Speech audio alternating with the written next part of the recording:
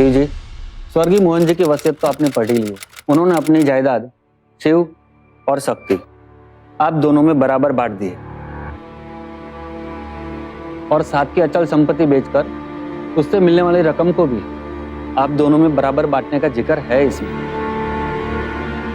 तो कल हम बाकी की फॉर्मेलिटीज पूरा कर लेते हैं। जी।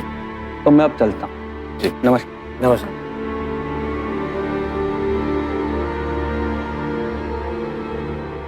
शक्ति जी भाई साहब। बाबूजी ने ये विल बनाई है तो कुछ सोच समझ कर ही बनाई होगी, लेकिन मुझे ये बंटवारा नहीं चाहिए। हम दो ही तो भाई हैं और कहते हैं ना कि बांटने से चीजें कम हो जाती, और वैसे भी हमारे कोई औलाद तो है नहीं। हमारा जो भी कुछ है वो माधव का ही है। तो फिर इस बंटवारे का क्या मतलब? आप बिल्कुल सही कह रहे हैं भाई साहब, हमें ये बंटवारा नहीं चाहिए। बाबूजी के जाने के बाद आप ही हमारे माँ बाप हैं। मैं अपने पिता समान जेठ और माँ समान जेठानी से अलग नहीं होना चाहती।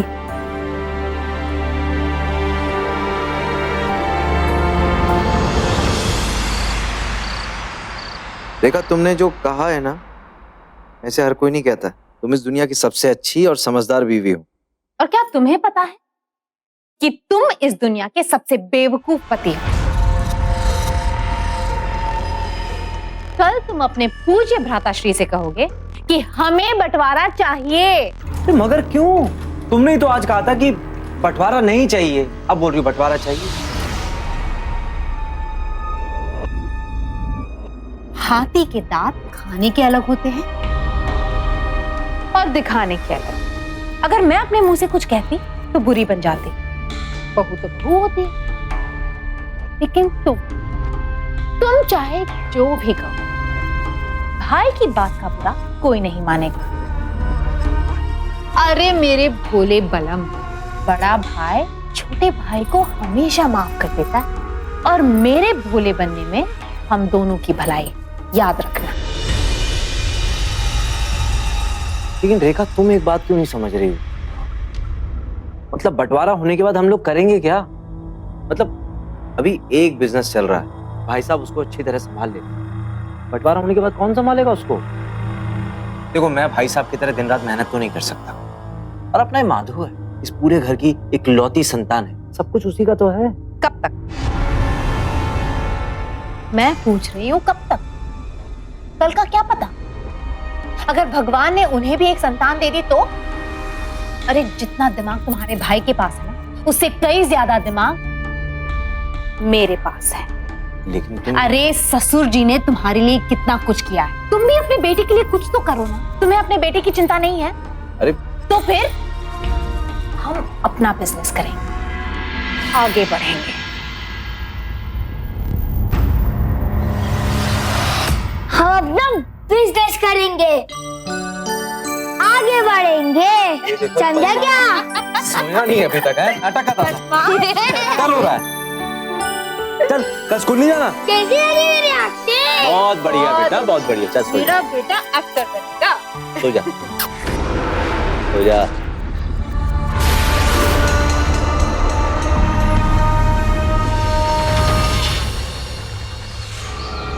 हाँ तो शिव बाबू, क्या सोचा आपने? वकील साहब, बाबूजी का फैसला चाहे कुछ भी हो, लेकिन हम दोनों भाइयों ने फैसला वकील किया साहब, कि हम लोगों ने फैसला किया है कि हम बंटवारा चाहते हैं। भाई साहब, मेरी भी कुछ जिम्मेदारियां हैं। मैं आप पर कब तक निर्भर रहूंगा? मुझे भी कुछ करने का मौका दीजिए। मैं भी अपने पैरों में खड़ा होना चाहता हूं भाई साहब। और मैं जब तक घर से बाहर नहीं निकलूंगा, मुझे ठोकरें नहीं लगेंगी, तो मैं सीखूंगा कैसे? भाई साहब, आप समझ रहे हैं ना? समझ तो मुझे नहीं आ रहा है कि आप ऐसी बातें कैसे कर सकते हैं। रहने दो रेखा, शक्ति ठीक कह रहा है, उसको भी हक है तरक्की का। वकील साहब, जैसा शक्ति कह रहा है बिल्कुल वैसा ही होगा। हम बंटवारा करेंगे। ठीक है, आप अपना काम धंधा अलग करना चाहते हैं तो शौक से करिए, लेकिन मैं अपनी रसोई अलग नहीं करूंगी, क्योंकि रसोई का अलग होना मतलब परिवार का टूटना।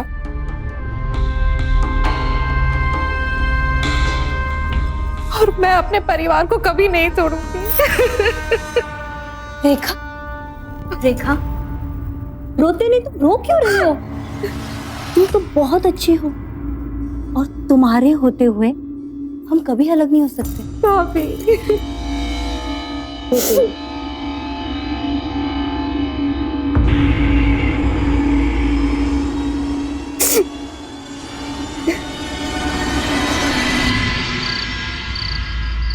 शोभा, मैं सोच रहा था कि अपने बाबूजी के मिठाई के काम को ही आगे बढ़ाते हैं।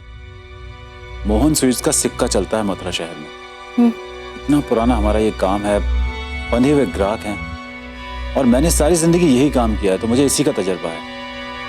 सोच रहा हूँ कि मोहन स्वीट्स को शिव मोहन स्वीट्स के नाम से आगे बढ़ा देता हूँ। और वो था ना अपना बाबूजी का पुराना हलवाई रामनाथ, वो मिला था, उससे बात हुई मेरी, वो भी हमारे साथ काम करने को तैयार। अरे वाह, ये तो सही फैसला किया आपने। नेक काम में देरी नहीं होनी चाहिए। आप बाबूजी की परंपरा को आगे बढ़ाइए, बस। ठीक है, तो मैं कल से काम शुरू कर देता हूँ।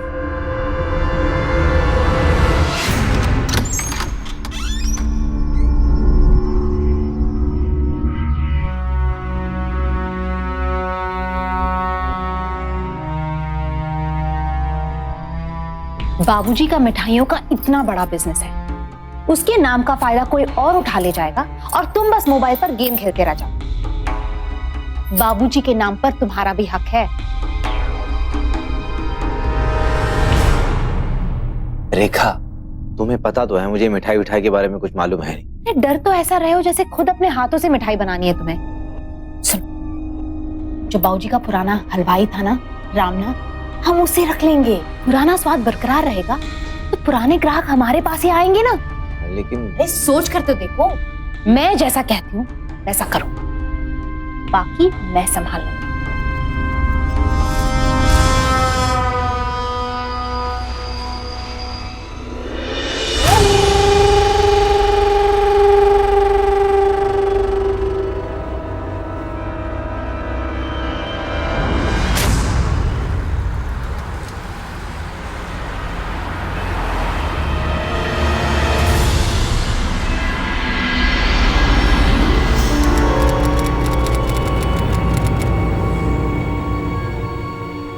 पंडित जी, पूजा की थाली सब बराबर है ना? हाँ हाँ हाँ। क्या हुआ? फोन बंद आ रहा है, पता नहीं ये रामनाथ कहाँ रह गया। शक्ति भी कहीं नजर नहीं आ रहा है। सुनते हो, मुहूर्त का समय निकला जा रहा है, पूजा कर लेते हैं। चलो पंडित जी जी शुरू करते हैं।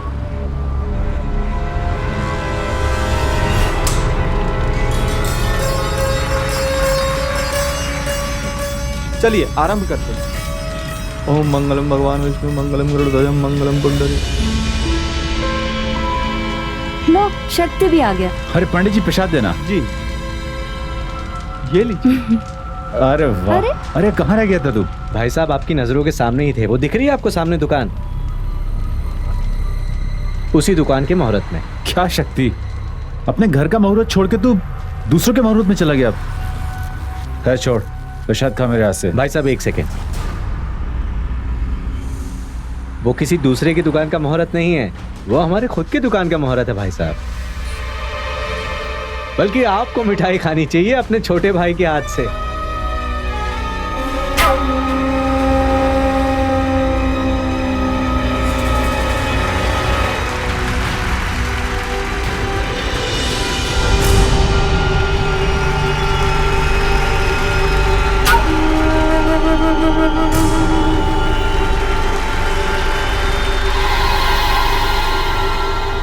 रामनाथ, अच्छी है ना भैया?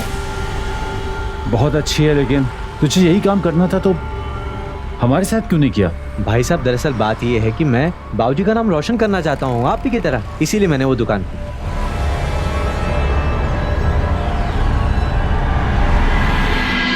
बड़ी दुखद बात है। हम सभी परिवार में रहते हैं और अच्छी तरह से जानते हैं कि परिवार बनने और रिश्ते जोड़ने में लोगों की जिंदगियां बीत जाती हैं। जब वो अचानक यूं बिखर जाए तो समझिए कि जिंदगी ही बिखर गई। हम में से कई लोगों को तो काम धंधे या किसी और वजह से परिवार से दूर रहना तक खलता है, और यहाँ तो एक छत के नीचे रहते हुए लोगों के दिलों में दरार आ गई थी। मेरे एक पड़ोसी बड़ी अच्छी बात कहते हैं कि रिश्तों के टूटने की आवाज नहीं होती, लेकिन उसकी वजह से आई बर्बादी की धमक पुश्तों तक सुनाई देती है। अरे श्याम, जी भैया। ये वाली मिठाई और ऑर्डर करो, ठीक है? नमस्ते शिव भाई। हाँ नमस्कार माथुर साहब, कैसे हैं? जरा एक 2 किलो खोया बर्फी देना। हाँ बिल्कुल। अरे श्याम, माथुर साहब के लिए फ्रेश बर्फी पैक करा के लेके आओ। जी मालिक। माथुर साहब काफी दिनों के बाद आना हुआ। हाँ भाई, आपके भाई की दुकान उस ओर पड़ती थी, तो वहीं से मिठाइयाँ ले लिया करता था। अब मैंने सोचा रामनाथ वहां पर है, तो वहां पर असली माल मिलेगा। मगर आप बुरा मत मानना, वो मोहन जी वाली बात नहीं है। क्या है माथुर साहब, मिठाई तो इंसान ही बनाता है, कई बार हो जाती है ऊंच नीच, लेकिन आप एक बात का यकीन रखिए, ना तो रामलाल कुछ गड़बड़ करेगा और ना ही शक्ति। आप एक बार फिर से ट्राई करके देखिए ना, इस बार आप निराश नहीं होंगे। जरूर जरूर सर। देखो कैसे भाई साहब ग्राहकों को खींच रहे हैं। अब तुम उनके भरोसे रहना चाहते थे। सब कुछ तुम्हारा और माधव का है। मेरी जूती।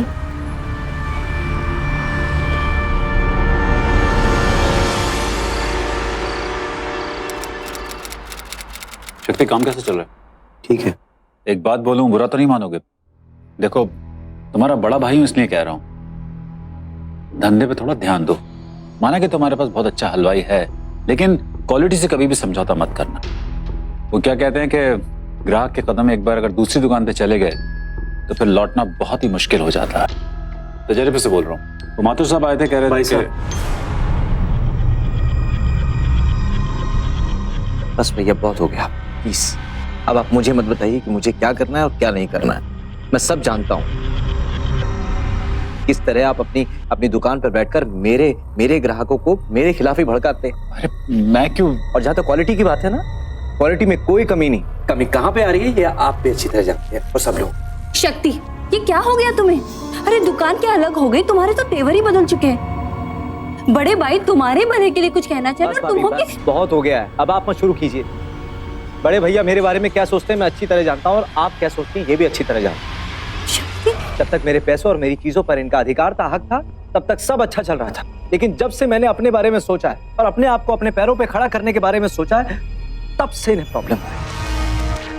अब बड़े भैया नहीं रहे, कंपटीटर हो गए मेरे। पापा आप बड़ी मम्मी से ऐसा क्यों बात कर रहे हैं? चुप कर। तब से देख रहा हूँ बड़ी माँ बड़े पापा लगा रखा है, हम तो तेरे कुछ लगते ही नहीं है। सुनिए,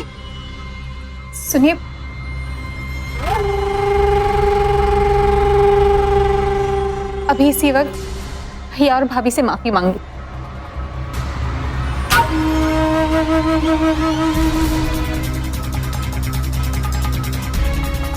अरे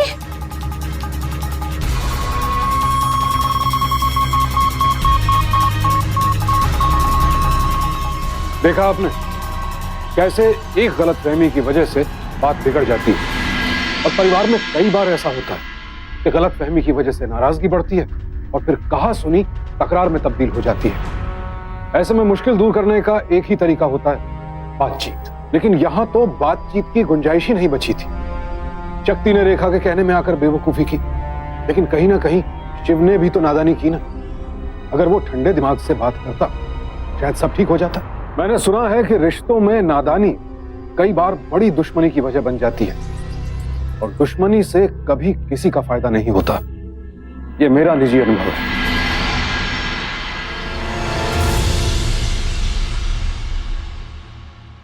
अरे रेखा, तुम इतनी सुबह सुबह क्यों उठ गई? तुम्हें तो पता है कि सुबह की चाय मैं बनाती हूँ। हाँ देखो, कल गुस्से में जो कुछ भी हुआ ना, अच्छा नहीं हुआ। मुझे भी अफसोस है उस बात का, लेकिन तुम तो जानती हो कि ये घर है और घर में ये सब तो चलता ही रहता है। लेकिन सब कुछ जल्दी ठीक हो जाएगा। तुम देखना रेखा।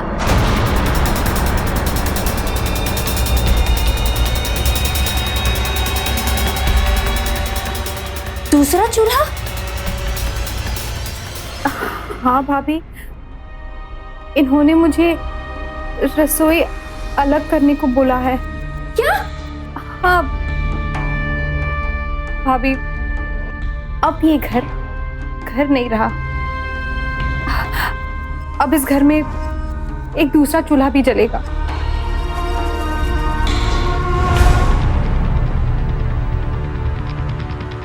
सुनते हो? सुनिए जी, वो शक्ति रसोई को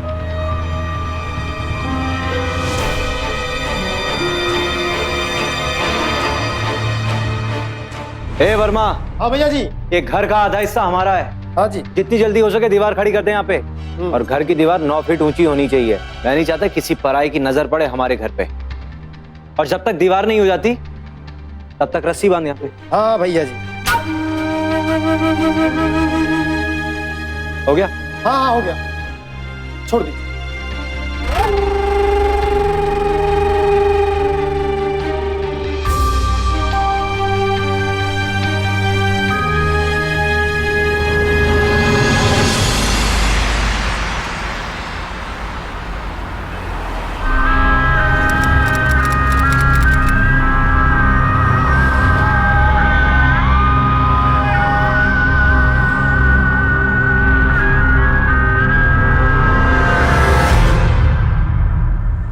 नमस्ते भैया।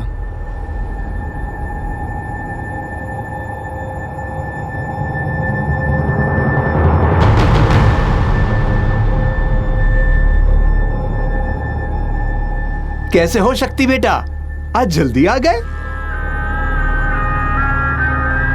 ऐसा है रामनाथ, हम इस दुकान के मालिक हैं। हम इस दुकान में कब आए और कब जाएं हमें तय करना है, तुमसे पूछने की जरूरत नहीं है।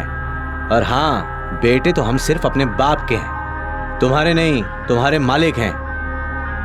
तो मालिक कहना सीखो। बेहतर है, जैसी आपकी मर्जी।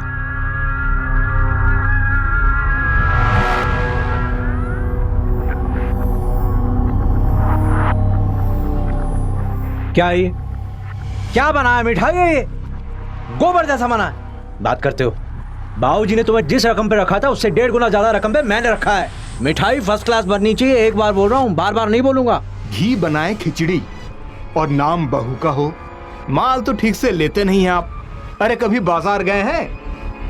वो दलाल कमीशन के चक्कर में गलत माल सप्लाई कर देता है।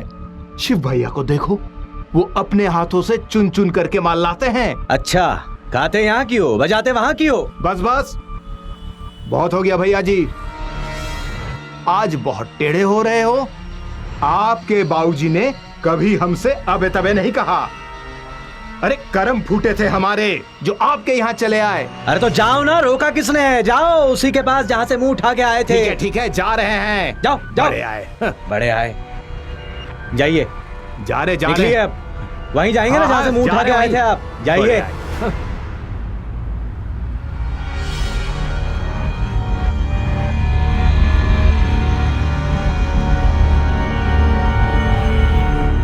मैं आपसे बाद में बात करता हूँ, ठीक है? हाँ बोलो रामनाथ। भैया जी, हमें माफ कर दो, हमसे बहुत बड़ी गलती हो गई।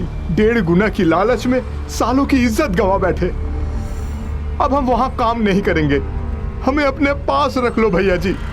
देखो भैया रामनाथ, मैं तुम्हें काम पे नहीं रख सकता। हम दोनों भाइयों में पहले से ही बहुत कलेश चल रहा है। मैं और झगड़ा नहीं चाहता, मुझे माफ करना, मैं तुम्हें काम पे नहीं रख पाऊंगा। हम कहाँ जाएंगे? अब आपके सिवा हम कहाँ जा सकते हैं? नहीं भाई, मुझे माफ करो।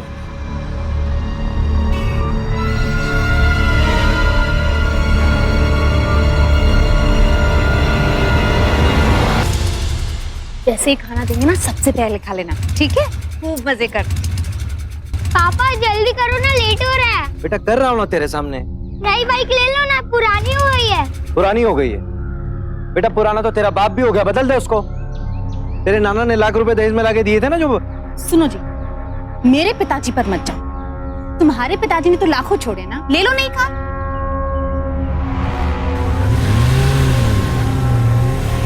बड़े पापा कार।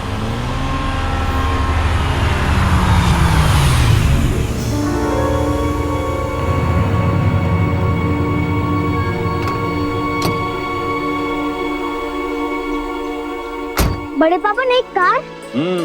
ये तेरी गाड़ी है, देख तेरे पीछे नाम भी लिखा हुआ है। आप मुझे अपने फ्रेंड की बर्थडे पार्टी में लेके चलेंगे?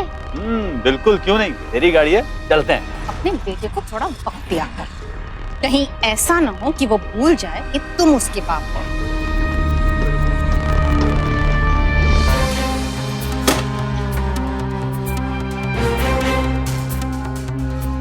आ जाओ बेटा, चलो बाहर निकलो। देखो पापा की गाड़ी ठीक हो गई है। जाऊंगा, पर उस बाइक पे पहले मेरा नाम लिखा रहना चाहिए। चुप कर, बहुत जबान लड़ गई तेरी। एक बार बोल दिया ना बाहर निकल, ये तेरी सारी एक्टिंग बंद कर दूंगा मैं। बाहर निकल। अरे शक्ति, कैसे बात कर रहा तू बच्चे से? ये क्या बदतमीजी है? ये तो मुझे आपसे पूछना चाहिए भाई साहब कि क्या बदतमीजी है। आप मेरे बच्चे को मुझसे दूर करने में लगे हुए हैं। अरे अब भैया से किस तरह से बात कर रहे हैं? मेरा बच्चा माधव सिर्फ तुम्हारा बच्चा है क्या? माधव इस परिवार का बच्चा है। तूने व्यापार बांटा, मैंने कुछ नहीं कहा। तूने घर को बांटा, मैंने कुछ नहीं कहा। अब क्या माधव को भी बांटेगा? भाई साहब ये घर बट चुका है अब। आप एक बात कान खुलकर सुन लीजिए, माधव मेरा बच्चा है। खुद का बच्चा तो पैदा कर नहीं सके, मेरे बच्चे पे नजर मार रहे हैं आप। शक्ति, बहुत हो गया भैया आपका बड़प्पन, अब मैं बर्दाश्त नहीं करने वाला। और हाँ, आइंदा मेरे माधव से थोड़ा दूर ही रहिएगा। के आसपास भटकने की जरूरत नहीं। सुनिए,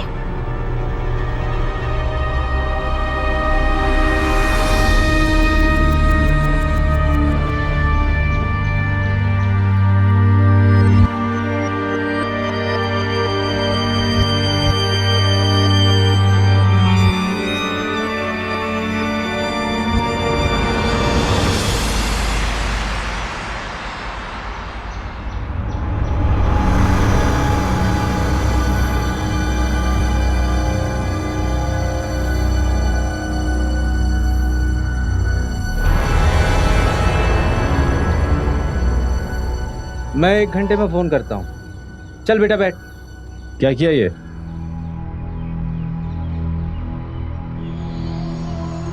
बहुत मत बनता है। अगर नुकसान पहुंचाना है तो मुझे पहुंचाओ। गाड़ी को क्यों नुकसान पहुंचाया तूने? भाई साहब ये सब मैंने नहीं किया है। और कौन है जो मुझसे जलता है?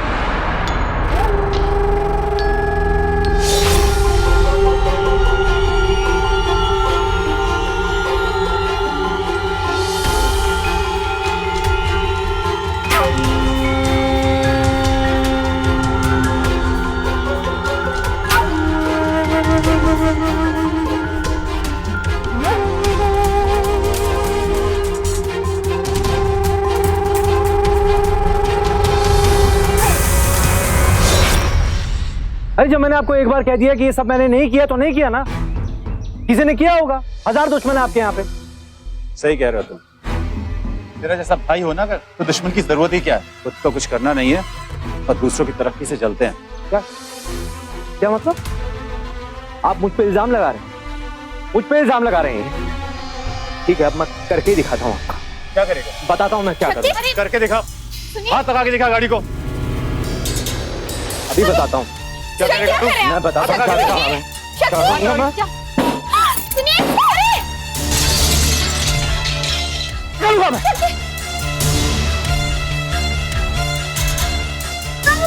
मेरी गाड़ी आपसे जवान लड़ाता है। अरे शक्ति, शक्ति, अरे बस करो। है? बस यही करना होता है ना तुम्हें? पहले अपना गुस्सा कार पर निकाला और अब इस बच्चे पर निकाल रहे हो। गुस्सा तो मुझको इन पर भी आ रहा है। शक्ति, इन पर निकालूं क्या गुस्सा? बस कीजिए। सारे फसाद की जड़ ये माधव है ना? नई गाड़ी चाहिए ना तुझे? हाँ, मैं तुझे देती हूँ नई गाड़ी। चल रेखा, चल नई गाड़ी मैं तुझे देती हूँ। आजा रेखा, रेखा। और आप भी सुन लीजिए, आज से आपका और मेरा रिश्ता खत्म।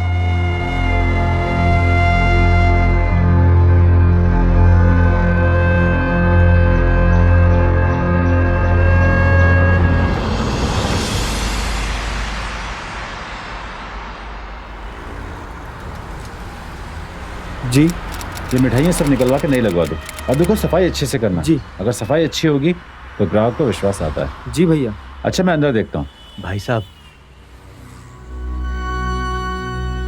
मुझे माफ कर दीजिए। मैं कल पूरी रात नहीं सोया। मुझे समझ नहीं आ रहा है कि ये सब हो क्या रहा है। सब कुछ पहले अच्छा चल रहा था, मेरी बुद्धि फिर गई है भैया। मैं आपके अरे पैर उठो। पड़ता हूँ भैया।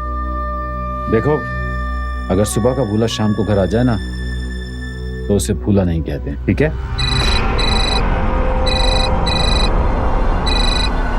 हेलो भाई साहब बहुत गड़बड़ हो गई। माधव का एक्सीडेंट हो गया। क्या?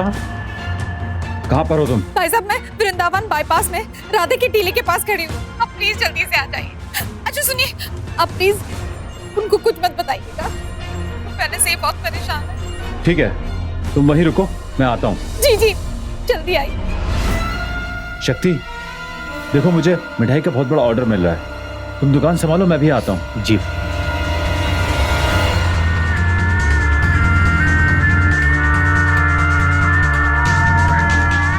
सुनो, भाई साहब के इधर उधर होते ही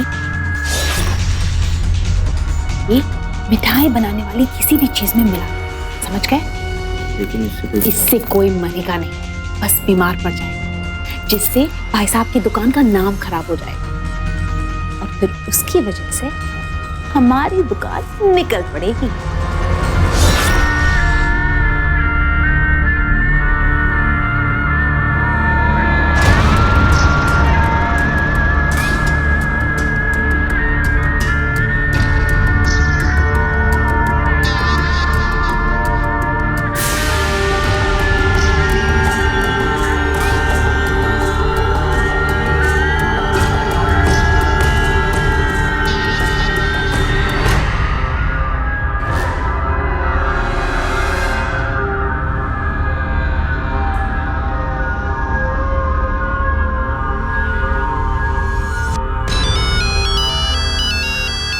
लगेंगे तो मतलब नहीं। हेलो। हाँ हाँ हाँ।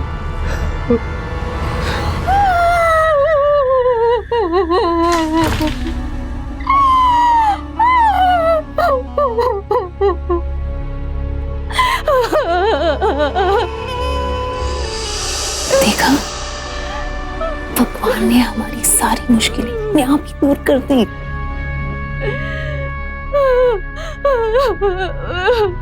अब इस घर के बड़े तुम हो, मुखिया हो, मालिक हो, सब कुछ तुम्हारा है।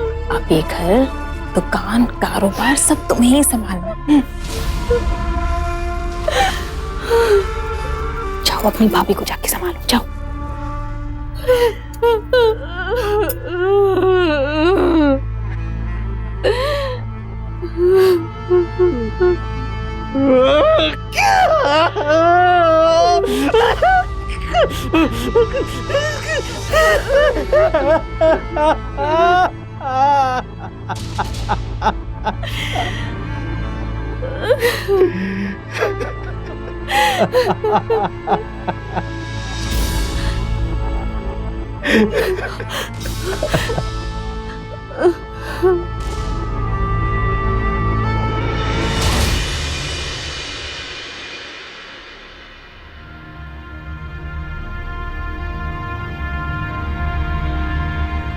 बहू जी, हमको माफ कर दो। आज से हम शिव भैया की दुकान को छोड़कर कहीं नहीं जाएंगे। भाभी मुझे माफ कर दो। किसी के जाने के बाद उसकी कीमत मालूम चलती है। भैया के जाने के बाद ऐसा लगा जैसे सर से साया चला गया हो। मैं माफी के काबिल नहीं हूँ भाभी, लेकिन अगर हो सके तो मुझे माफ कर दीजिएगा। मैं आपका देवर नहीं, आपका बेटा बन के रहूं और आज से मैं दोनों दुकानें संभालूंगा। हमने तुम्हें कभी अलग नहीं किया था शक्ति। काश ये सुनने के लिए तुम्हारे भैया जिंदा होते।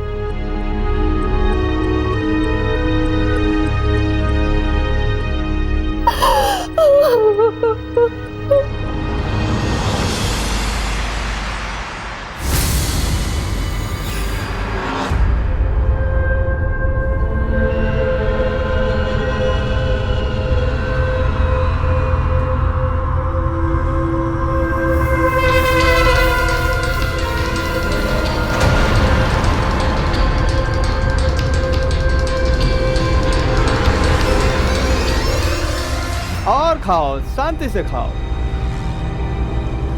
ये मिठाई किससे बनी है? अरे शक्ति भैया, ये खोए और शक्कर से बनी है। अरे मेरा मतलब कौन सी शक्कर से बनी है? जो अंदर बोरी में रखी है वही शक्कर से बनी है। भाई साहब, भाई साहब, भाई साहब, ये मिठाई मत खाइए, इसमें जहर है। ये मिठाई मत खाइए, इससे बीमार पड़ जाओगे आप लोग। मिठाई मत खाइए।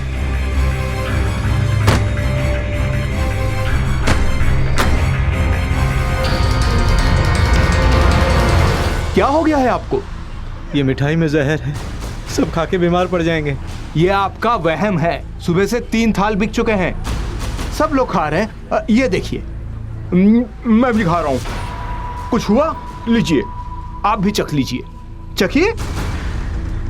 भैया जी की मौत के बाद आपको सदमा लगा है, आपकी तबीयत ठीक नहीं है, घर जाइए, आराम कीजिए। आज दुकान मैं संभाल लूंगा, जाइए।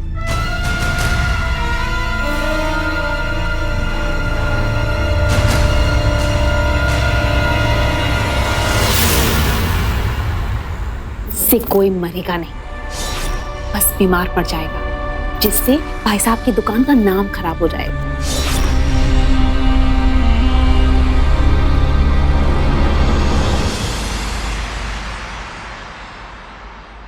रेखा, मुझे अभी एक बात समझ नहीं आ रही।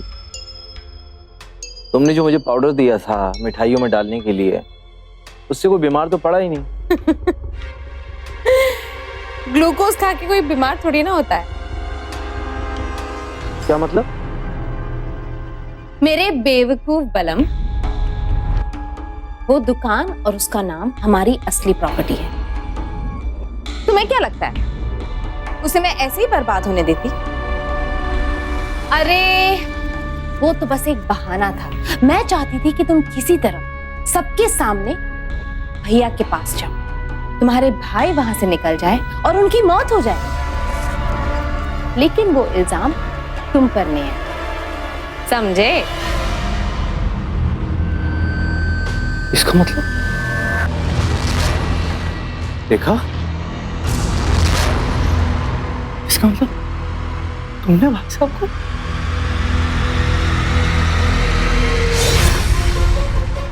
भाई साहब, भाई साहब। देखा, कहाँ है माधव? तुम हंस क्यों रही हो? कोई मजाक का वक्त नहीं है, मैं बहुत परेशान हूँ। क्या हुआ? माधव कहाँ है? बताती क्यों नहीं? अभी तक कुछ हुआ नहीं है, लेकिन होने वाला है। वो माधव के साथ नहीं, उसके बड़े पापा के साथ। क्या?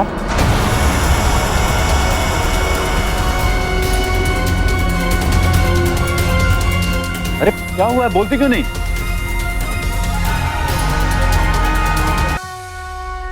ये सब मैंने हमारे फायदे के लिए किया। क्या मैं जिंदगी भर छोटी बहू बनकर रह जाती? कभी नहीं। और मेरे साथ ज्यादा होशियारी करने की कोशिश मत करना। तुम्हारे भाई को मैंने ठिकाने लगाया है, तुम्हें भी लगा सकती हूँ, समझे? मुझे सब कुछ चाहिए, सब कुछ।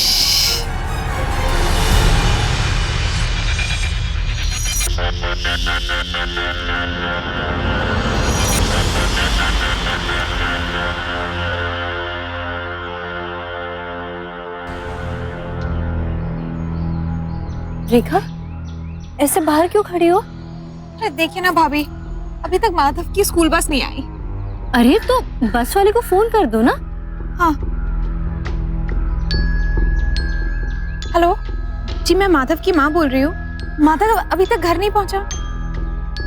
अरे ऐसे कैसे हो सकता है?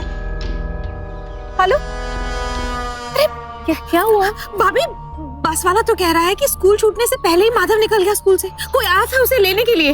हे भगवान, अब मेरा तो जी बहुत घबरा रहा है। भाभी, मैं उनके पास जाती हूँ और उनको लेकर माधव को ढूंढने की कोशिश करती हूँ। आपको कुछ भी पता चलेगा तो मुझे तुरंत फोन करिएगा। रेखा चिंता मत करो, मैं तुम्हें खबर दे दूंगी, पर अपना ख्याल रखना। हाँ? जी जी जी, संभाल के जाना।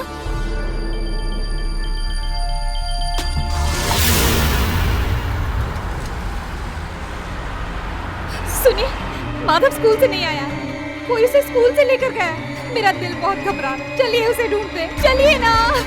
हाँ, तुम चिंता मत करो, श्याम दुकान संभाल। हाँ भैया मैं आता हूँ। पता नहीं कहाँ होगा मेरा बेटा। तू चिंता क्यों कर रही है? माधव मिल जाएगा ना, हम लोग पुलिस के पास जाएंगे। हा? चिंता मत कर। शक्ति, हेलो। पुलिस के पास जा रहे हो? माधव की जान जा रही है तो घर वापस लौट जाओ। कौन बोल रहा है? मैं कौन है ये छोड़ो। 2 घंटे में 4 लाख रुपए लेकर बरसाने रोड पर बरगद के पेड़ के पास मिलो। हाँ, हेलो। क्या हो गया? क्या हुआ?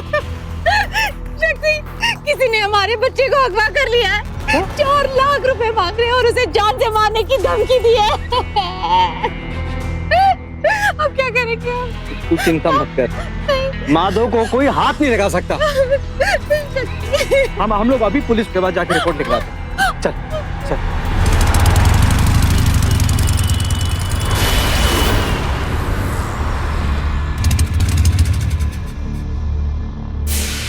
यही जगह बताई थी ना?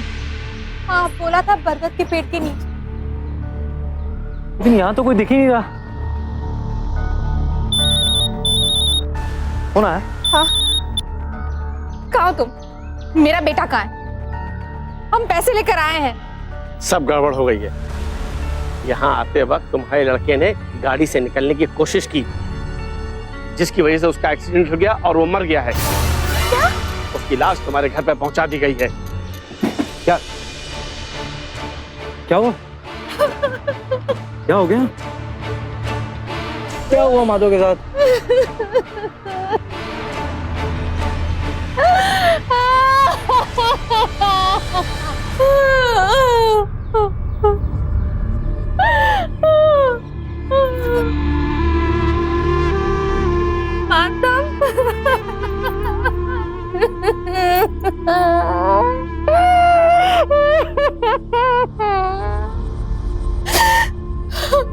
ये सब मेरी काली जुबान का अंजाम है। मैंने क्यों भाई साहब को माधव के एक्सीडेंट के बारे में बोला? मेरी काली जुबान सच हो गई। मैंने भाई साहब को माधव के एक्सीडेंट के बहाने बुलाया था और उनको कत्ल करवाया। मेरे पापों का फल मेरा बच्चा भुगत रहा है।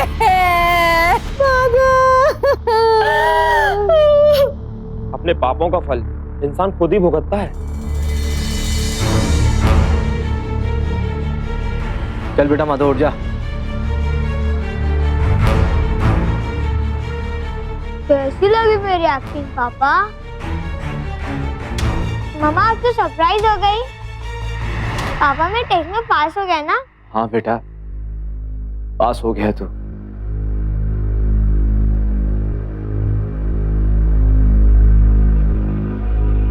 ये सब कुछ तुमने किया है?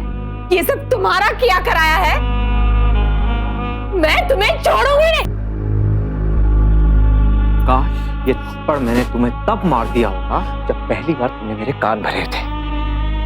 अपने आप को बहुत होशियार समझती हो ना तुम? तुम्हारी ही चाल से मारा है मैंने तुम्हें। आपको एक्टिंग करने का बहुत शौक है ना? हाँ, मुझे अमिताभ बच्चन बनना है। अमिताभ बच्चन बेटा ऐसे तो नहीं बन पाएंगे। उसके लिए आपको एक टेस्ट देना पड़ेगा। कैसे टेस्ट? चल बेटा हम एक एक्टिंग का खेल खेलते हैं। हम ना मम्मी को बुद्धू बनाते हैं। अगर मम्मी बुद्धू बन गई तो आप टेस्ट में पास। माधव के स्कूल जाकर मैं खुद उसको लेकर आया था छुट्टी से पहले। मैंने ही रामनाथ भाई से फोन करवाया था तुम्हें।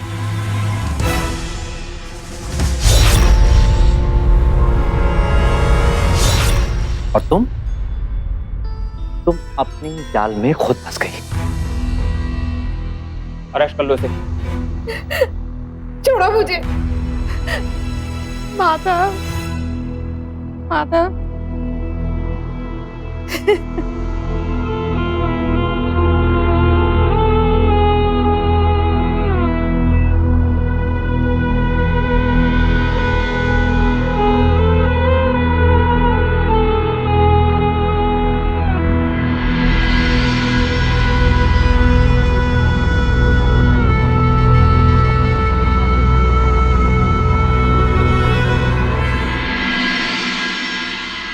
क्या पाया शक्ति ने बिना सोचे समझे घर बंटवा, और क्या मिला रेखा को इस पूरी साजिश से?